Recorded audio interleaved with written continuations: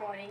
Today I'll come back with the rest part of chapter 5. Okay, chapter 5 का आज हम बचा हुआ पार्ट जो था, जो बोले थे कि आगे पढ़ाएंगे चैप्टर का, वो पढ़ाते जाते हैं. ठीक है, पढ़ाते हैं. ठीक, अभी तक हमने एक चैप्टर थोड़ा सा पढ़ाया था. कहाँ तक? ही saw his reflection. आगे कंटिन्यू करते हैं. He thought that there was another dog in the water. वो जब अपना पानी में और रिवर में अपना रिफ्लेक्शन देखता है, अपनी परछाई देखता है, तो वो क्या सोचता है? ही थॉट, वह सोचता है दैट कि there was another dog in the water, कि वहाँ पे कोई दूसरा डॉग है, पानी में कोई दूसरा डॉग है. वो अपने ही रिफ्लेक्शन को, अपने ही परछाई को दूसरा डॉग समझ लेता है. ठीक है. ही thought the other dogs piece of meat looked bigger. Means he thought, वो सोचता है कि the other dog, जो दूसरा डॉग है, जो दूसरे डॉग को पानी में देखता है, उसको लगता है कि वो दूसरा डॉग है. वो सोचता है कि वह उसमें, मतलब जो उसको उसमें उसका पीस ऑफ मीट दिखता है, मतलब मांस का टुकड़ा जो उसको दिखता है उस दूसरे डॉग के पास, वो सोचता है कि हमसे बड़ा उसके पास मांस का टुकड़ा है. ठीक है. ही barked at the other dog, और वह सोचता है कि उस पर हम बात मतलब भौंकेंगे तो वो अपना वो मांस का टुकड़ा मुझे दे देगा.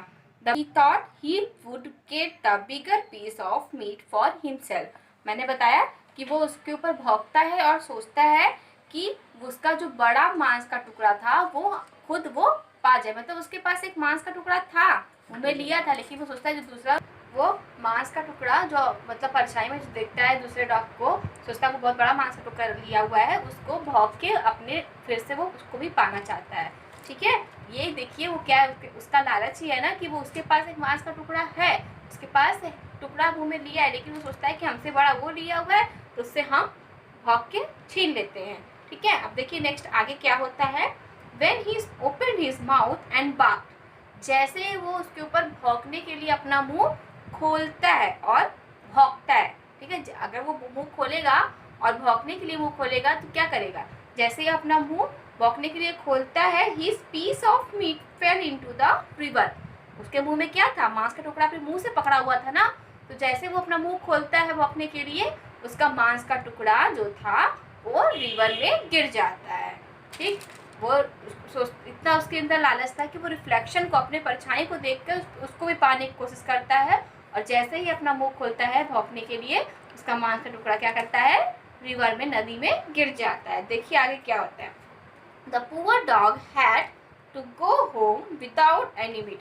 अब उसके पास कुछ नहीं बचा, उसका डॉग मांस का टुकड़ा तो गिर गया डॉग का रिवर में. अब तो रिवर से वो निकाल नहीं पाएगा, तो क्या वो जो गरीब, उसके पास जब कुछ भी नहीं बचा तो वो गरीब हो गया ना, पुअर हो गया. वो पुअर डॉग अब बिना मांस के टुकड़े के ही वापस अपने घर लौट जाता है. सो इससे आप लोग क्या सीखते हो? He understood that it was not good to be greedy.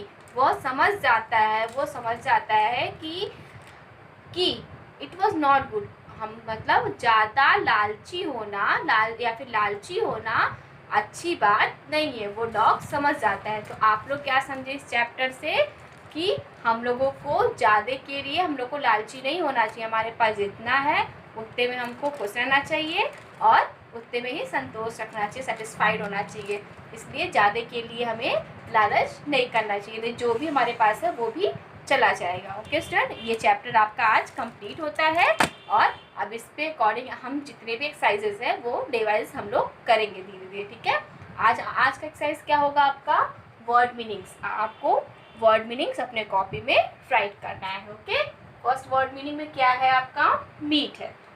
आपको वर्ड मीनिंग ऐसे हेडिंग डालना है, और फर्स्ट वर्ड मीनिंग आपका क्या है? मीट. ठीक है. मीट का मीन्स होता है the flash of an animal. Means एक किसी जानवर का, किसी एनिमल का मांस. ठीक है, उसे हम मीट कहते हैं. सेकेंड है रिवर. रिवर मतलब फ्लोइंग वाटर, मतलब बहता हुआ पानी. ठीक है. Third is catch. Catch means hold. Hold means पकड़ना. ठीक. फोर्थ है रिफ्लेक्शन. रिफ्लेक्शन मीन्स परछाई, और उसे हम इमेज भी कहते हैं, and image. Fifth is greedy.